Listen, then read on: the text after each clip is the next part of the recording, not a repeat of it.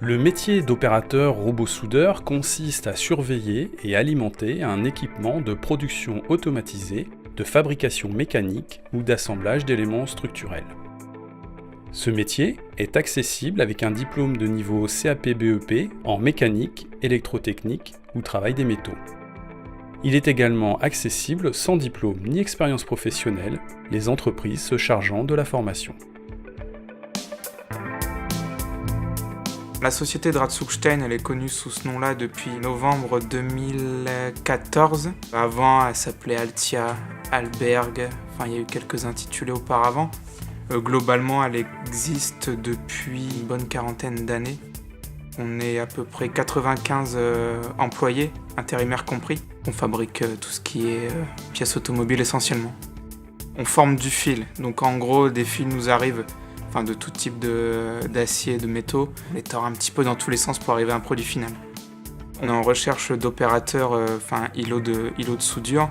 Donc après, c'est là où on va demander des compétences qui sont à la fois dédiées à l'automatisme, tout ce qui est robotisation aussi, puis avoir certaines connaissances en soudure.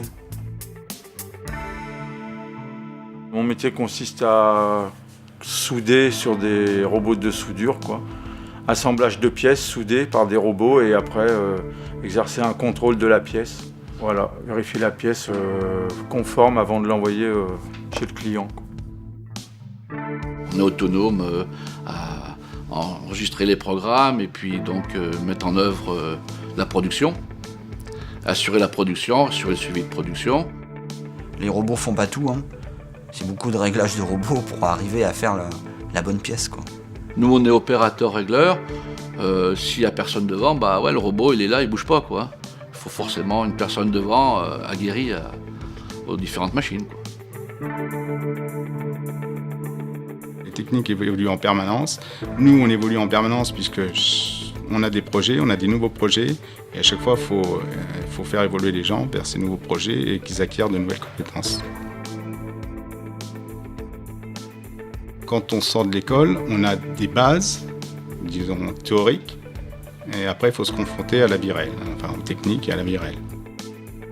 Après, c'est par apprentissage, peu importe l'âge qu'on est, c'est un apprentissage. Il y a toujours quelque chose qui change, on peut apprendre, je dirais pas tous les jours, mais pas loin.